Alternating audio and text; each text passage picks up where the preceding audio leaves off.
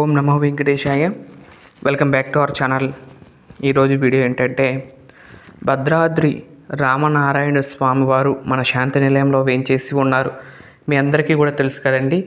ఆ రామనారాయణుడికి ఈరోజు పట్టాభిషేకం అనేది చేయటం జరిగింది. అలాగే ఈ పట్టాభిషేకం అనేది ఇద్దరికైతే జరుగుతుందండి. అవి ఏంటి, ఎవరికి అనేది ఈ వీడియోలో తెలుసుకుందాం. అయితే నా వీడియోని చివరి వరకు చూసి దయచేసి లైక్ చేయండి. మీరు లైక్ చేయడం వల్ల ఈ వీడియోలు మరికొందరికి వెళ్తాయి కాబట్టి దయచేసి లైక్ చేయవలసిందిగా కోరుకుంటున్నాను. అలాగే ఇక్కడ పట్టాభిషేకం అనేది ఇద్దరికి జరుగుతుందని చెప్పే కదా, అది ఈ చివరిలో చెప్తాను. స్టార్టింగ్ అయితే చూడండి మీరందరూ కూడా. ముందుగా ప్రధాన వేదిక మీద 5 కలశాలు అయితే పెడతాం జరిగిందండి. మధ్యలో ప్రధాన కలశంలో ఆ నదీ జలాలను, ఆ రాముల వారిని, సీతాదేవిని, లక్ష్మణస్వామిని, భరతుడిని, శత్రుఘ్ని వీళ్ళందరినీ కూడా ఆ కలశంలోకి, ప్రధాన కలశంలోకి ఆవాహన చేస్తారు. ఆ తర్వాత 4 దిక్కులకు శివుడు, పార్వతిని, బ్రహ్మ, విష్ణు, మహేశ్వరులను అందరినీ కూడా ఆవాహన చేస్తూ ఉంటారు. అలాగే 54 నదులను వాటిలోకి ఆవాహన అయితే చేస్తారు. ఆ తర్వాత ఇక్కడ చూసినట్లయితే రాముల వారు చక్కగా ఆరెంజ్ రంగులో ఆ వస్త్రాలు ధరించి స్వామి దర్శనాన్ని ఇస్తున్నారు. అలాగే లక్ష్మణస్వామి వారు ఎరుపు వస్త్రాల్లో దర్శనమిస్తున్నారు. అలాగే సీతమ్మవారు బులుగు రంగు అంచుగల చీరలో దర్శనమిస్తూ మనందరికీ కూడా అనుగ్రహిస్తున్నారు. రామయ్య తలపాగా పెట్టుకుని మనకు దర్శనాన్ని ఇస్తున్నారు ఈ సమయంలో. అలాగే సీతమ్మ వారు జడ పెట్టుకుని కనకాంబరాలు మొదలైన ఆభరణాలన్నీ కూడా అలంకరించుకుని అమ్మ దర్శనాన్ని ఇస్తుంది. ముగ్గురు కూడా ఇదే విధంగా దర్శనాన్ని ఇస్తున్నారు. అలాగే ఈరోజు విశేషంగా ఆంజనేయ స్వామి వారు కూడా ఈ పట్టాభిషేకంలో పాల్గొంటారు కాబట్టి వారు కూడా విశేషమైన అలంకరణలో దర్శనాన్ని ఇస్తున్నారు. ఈ విధంగా ముగ్గురు కూడా దర్శనం ఇస్తున్నారు. చూసినట్లయితే ఈ పట్టాభిషేకం ముందు మీకు చూపిద్దామని ఇలా వీడియో తీయడం జరిగిందండి. రాముల వారిని కూడా చూడండి దగ్గరగా. భద్రాద్రి రామనారాయణుడి మీరు కూడా దర్శనం చేసుకోండి. యజ్ఞోపవీతము నిన్న కళ్యాణోత్సవంలో మనం అలంకరించిన యజ్ఞోపవీతాన్ని అవన్నీ కూడా అలంకరించుకుని నూతన వస్త్రాలు నిన్న అయితే పెట్టామో వస్త్రాలు, ఆ వస్త్రాలను అలంకరించుకుని స్వామి దర్శనాన్ని ఇస్తున్నారు. అలాగే అమ్మవారు కూడా నిన్న పెట్టిన వస్త్రాల్లో ఒక వస్త్రంలో అమ్మ దర్శనాన్ని ఇస్తుంది. ఈ విధంగా వస్త్రాల సమర్పణ జరిగింది కదండి నిన్న. ఈరోజు ఈ విధంగా సింపుల్గా బంతిపూలతో అలంకరించడం జరిగిందండి. అలాగే ఆంజనేయ స్వామి వారికి నిన్న మనం రాముల వారికి ఏదైతే వేసామో ఆ దండలో దర్శనాన్ని ఇస్తున్నారు స్వామివారు. ముందుగా అయితే విశ్వసేన ఆరాధన అయితే జరుగుతుంది. ఆ తర్వాత పుణ్యవచనము. ఈ కార్యక్రమాలు యథావిధిగా జరుగుతూ ఉంటాయి. అంటే ఇక్కడ విశ్వసేన ఆరాధన అంటే కనుక గణపతి పూజ, మన భాషలో చెప్పాలంటే గణపతి పూజని ఇక్కడ చేస్తున్నారు. ఆ తర్వాత విశ్వసేన ఆరాధన పూర్తయిన తర్వాత పుణ్యాహవచనం అనేది చేస్తారు. పుణ్యాహవచనం ఎందుకంటే ఆ యొక్క మండపము, ఆ యొక్క మన దేహము ఇవన్నీ కూడా శుద్ధిపరచడానికి కోసమనే ఈ కార్యక్రమాన్ని అయితే చేస్తారు. చూసినట్లయితే పుణ్యాహవచన జలాన్ని వేద మంత్రాల యుక్తంగా వాటిలోకి ఆవాహన చేసి కొన్ని జలాలను, నదులను కూడా ఆవాహన చేసి ఆ నీటితో ఆ ప్రాంతాన్ని అంతా కూడా పుణ్యాహవచనం చేయటం అనేది జరుగుతుంది. అంటే ఏ కార్యక్రమం చేసినా కూడా ఈ 2 కార్యక్రమాలు కంపల్సరీ చేస్తూ ఉంటారు. వైష్ణవ సంప్రదాయంలో కావచ్చు, లేదంటే ఏ సంప్రదాయమైనా కానీ పుణ్యాహవచనం అనేది ఉంటుంది కంపల్సరీ. అది చేయాలి. ఎందుకంటే మనం ఎక్కడెక్కడో ద్రవ్యాలు తెస్తూ ఉంటాం. ఆ ద్రవ్యాలన్నీ కూడా తొక్కుతారు, చేస్తారు. ఇవన్నీ కూడా శుద్ధిపరచడం కోసం అనేది ఈ కార్యక్రమాన్ని అయితే చేస్తారు. ప్రతి ఒక్కరు కూడా ఈ కార్యక్రమం చేస్తూ ఉంటారు.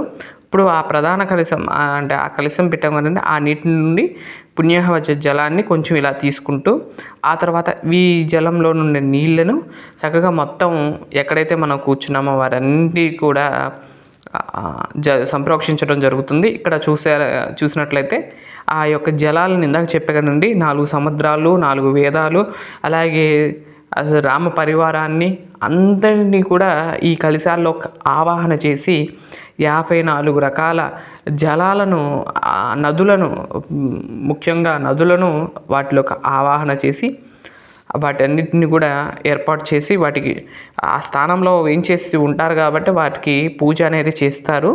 ఆ తర్వాత మనం ఈ పట్టాభిషేకంలో మరి ముఖ్యంగా వాడే సామాన్లన్నీ కూడా చేస్తూ ఉంటారు.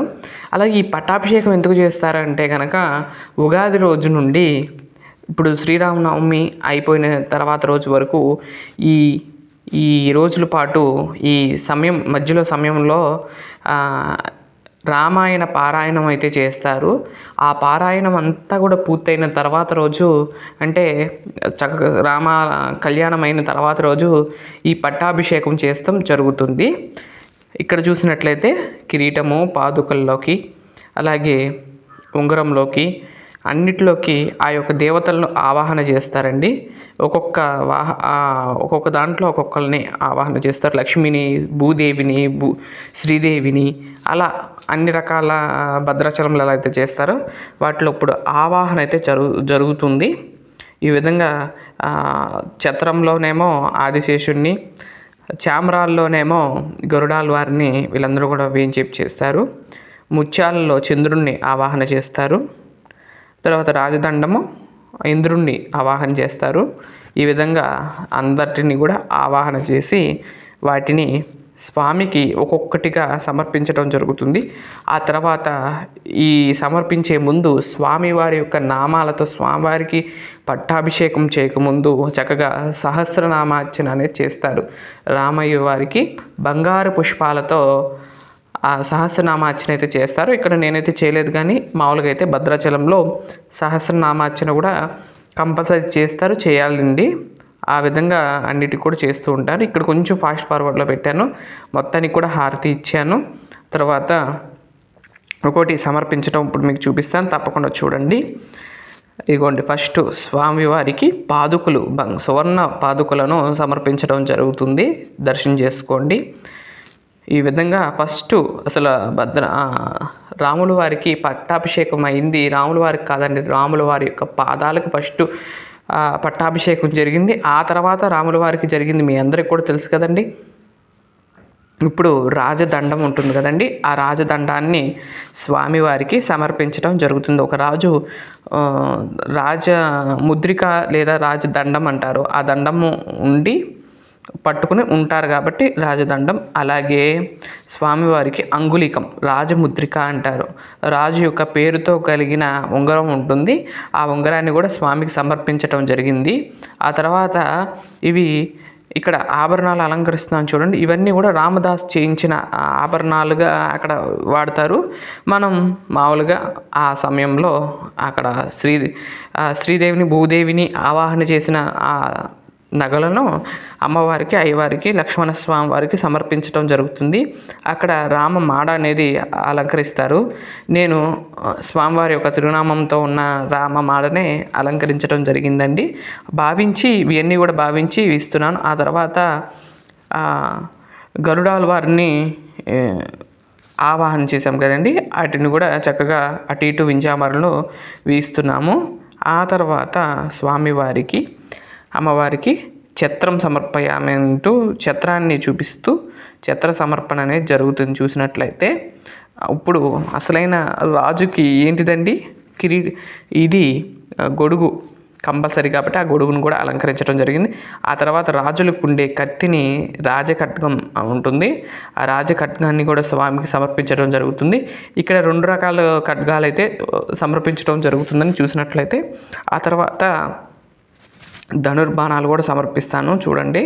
ఇప్పుడు అసలైంది కిరీట సమర్పణ అంటే రాజమకుటాన్ని సమర్పించేశాం స్వామివారికి. రాజమకుటంతో పట్టాభిషేకం అనేది ఇక్కడితో పూర్తవుతుంది. సగం పట్టాభిషేకం అయితే పూర్తవుతుంది, అసలు పట్టాభిషేకం అనేది ఉంటుంది. చూడండి, ఇది హారతి ఇచ్చిన తర్వాత స్వామివారికి ధనుర్బాణాలు కూడా ధరింపచేసి ఇక్కడ అసలు పట్టాభిషేకం ఏంటంటే మనం ప్రధాన కలశాల్లో 5 కలశాలు చూపించాం కదండి.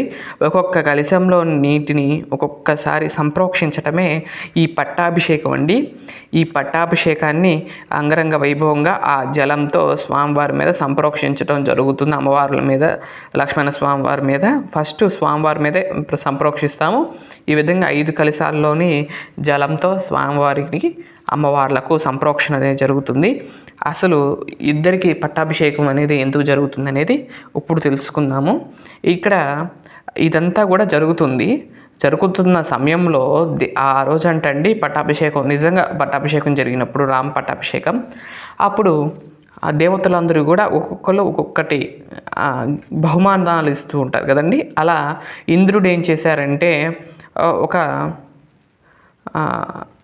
ముత్యాల మాలను స్వామికి సమర్పించటం జరిగిందంటండి.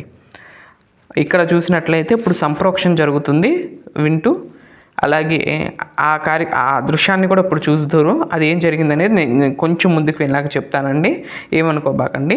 ఎందుకంటే ఇక్కడ సంప్రోక్షణ జరుగుతుంది కాబట్టి సంప్రోక్షణ చూడండి. ఈ విధంగా ప్రధాన కలశంలోని ఈ ఉన్న ఆ సంప్రోక్షణ జలాన్ని స్వామివారికి అమ్మవార్లకు శిరస్సు మీద ధరించడం జరిగిందండి. ఆ తర్వాత దివ్యమంగళ నీరాజనాలతో ఈ పట్టాభిషేక కార్యక్రమం అయితే పూర్తవుంది స్వామివారికి. అలాగే మరొక పట్టాభిషేకం ఉందని చెప్పే కదండి, అది ఇప్పుడు జరగబోతుంది. అసలు ఇక్కడ నుండి వీడియోని చివరి వరకు చూస్తారని భావిస్తున్నాను. అప్పుడు ఇంద్రుడు పంపించిన ఆ ముత్యాల దండలను స్వామివారు అలంకరించుకున్నారు. స్వామివారు ఏం చేశారంటే కనుక అవి తీసుకొచ్చి అమ్మవారికి అలంకరించారంట. అమ్మవారు ఏం చేసింది, అమ్మవారు కూడా ఉంచుకోకుండా అమ్మవారు తీసి పట్టుకుందంట. ఎవరికిద్దామా అని చూస్తూ ఉండగా హనుమంతుల వారు చాలా అంటే ఈ రాముణ్ణి సీతమ్మని కలిపిన రాముల వారి ఆంజనేయ స్వామి ఎవరైతే ఉన్నారో వారికి ఈ మాలను సమర్పించారంటండి. అలా ఆంజనేయ స్వామికి కూడా ఇక్కడ పట్టాభిషేకం జరుగుతుంది. అలాగే ఆ సంప్రోక్షించిన మనం కలశంలో జలం ఏదైతే ఉందో అది కూడా స్వామివారి మీద జల్లి స్వామికి కూడా పట్టాభిషేకం, అంటే రామ భక్తిలో పట్టాభిషేకం చేయటం, అంటే భక్తిలో ఆయనకన్నా అగ్రగణ్యుడు లేరు అన్నట్లుగా ఈయనకు కూడా ఈ ఆంజనేయ స్వామికి కూడా దాసుడైన ఆంజనేయ స్వామికి కూడా సంప్రోక్షణ చేసి పట్టాభిషేకం అయితే జరుగుతుందండి. ఈ విధంగా ఆ తర్వాత స్వామివార్లకు నూతన వస్త్ర సమర్పణ అనేది జరుగుతుంది. ఆ తర్వాత నక్షత్ర హారతి, విశేషమైన నివేదనలు, ఆ తర్వాత దివ్యమంగళ నీరాజనాలతో ఈ పట్టాభిషేకం అనేది ఇద్దరికి కూడా కంప్లీట్ అయింది. చూసారా, రాముల వారితో పాటు ఆంజనేయ స్వామి కూడా ఈ పట్టాభిషేకాన్ని అందుకోవటం చాలా ఆనందాన్ని కలిగిస్తుంది. ఈ విధంగా పట్టాభిషేకం అంతా కూడా పూర్తయింది. ఆ తర్వాత ఇప్పుడు నక్షత్ర హారతి ఇస్తున్నాను, దర్శనం చేసుకోండి. స్వామివార్లకు అమ్మవార్లకు నక్షత్ర హారతి, ఆ తర్వాత నివేదన, ఆ తర్వాత దివ్యమంగళ నీరాజనాలతో ఈ పట్టాభిషేకం అనేది పూర్తయింది. ఈ పట్టాభిషేకం ఎలా ఉంది ఏంటనేది కామెంట్ చేయండి. అలాగే నిన్న కొంచెం వీడియో అయితే లేట్గా రావటం జరిగిందండి. ఎందుకంటే నిన్న సాయంత్రం నుండి నేను స్వామివారి యొక్క పట్టాభిషేకానికి అలంకరణ చేసుకుంటూ ఉండేసరికి లేట్ అయిపోయిందండి. లేట్ అయిపోవటం వల్ల నేను షెడ్యూల్లో పెట్టాను, షెడ్యూల్లో చూసుకోకుండా అది 7వ తారీఖుని పడిందండి. నేను అప్పటికప్పుడు 8ంటికి చూసుకుంటే ఇంకేముంది ఇంకా రిలీజ్ అవ్వలేదని చూసేసరికి రాలేదు. అందుకని ఎమ్మటే వదిలేయడం జరిగిందండి. లాస్ట్ మినిట్లో 8ంటికల్లా అందించాను. ఇదండి ఈరోజు వీడియో. స్వామివారిని మీరు కూడా దర్శనం చేసుకోండి. పట్టాభిషేకం జరిగిందండి ఈ విధంగా. మరొక మంచి వీడియోతో రేపటి వీడియోలో కలుస్తాను.